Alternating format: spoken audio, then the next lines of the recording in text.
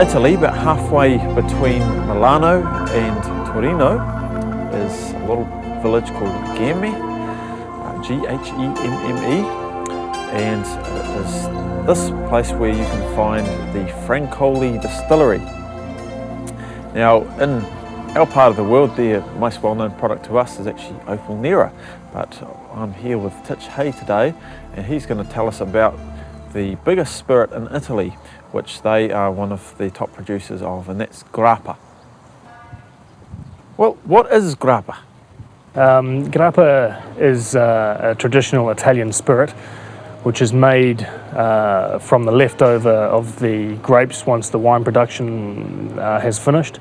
There's usually still between a 10 to 14% moisture content still in the grapes. We then distill that material, which is called vinacha, into the product of Grappa. And is Grappa only an Italian product? Yeah, I mean, by European community law, the spirit of Grappa can only be produced in Italy and called Grappa by the European community. Roughly how many companies in Italy actually make Grappa?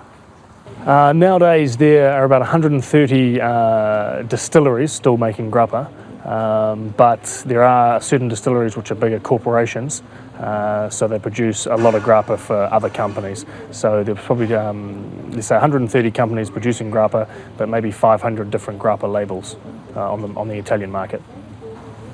And are there any limits to the actual production quantities? Yeah, definitely. Because it can only be produced in Italy and called Grappa, you're very limited to the production quantity by how many grapes you actually produce as a country for the raw material. So if the brand of Grappa becomes huge worldwide, there will be a shortage because we can't provide the raw material to produce Grappa with. What's the best way to serve Grappa? I mean, what sort of temperature do you drink it at? Generally, the Italians drink it as a digestivo after dinner, just in a little digestivo glass, and generally at room temperature, say between 17 and 21 degrees. Some people have it chilled, but it's not generally what the Italians do. I understand there are several main classifications for Grappa. What are those? Yeah, there is. If you take Grappa, which is produced from the raw material of vinacha, which is the leftover from the grapes from the wine production. If you take, we can have Moscato, Chardonnay, Pinot Noir, Merlot, different styles of grapes. We can produce a lot of different styles of Grappas, or you can combine them into one product itself. And then, like Francoli do, we actually age Grappa as our specialty as a distillery there, between 3 and 5 year old.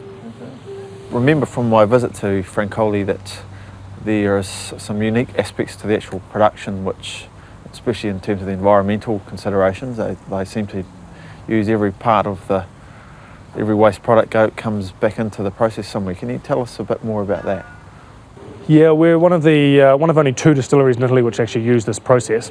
Once we have finished distilling the vinacha and the Grappa has been put into the 4-column distillation process, we then take the leftover vinacha, we then dry it out in a round cylinder, and then we separate the leftover skins and the seeds and the stalks, and the seeds go down to the grapeseed oil factory, and then we use the skins and the stalks in the furnaces to heat the whole distillery throughout winter and run the whole company, and then the ash from those furnaces actually gets put back onto the vineyards, so we use 100% of the grape product. Oh, thanks for your information, Titch. We can only hope that we'll be seeing more of Grappa in this part of the world in the not too distant future. We hope so.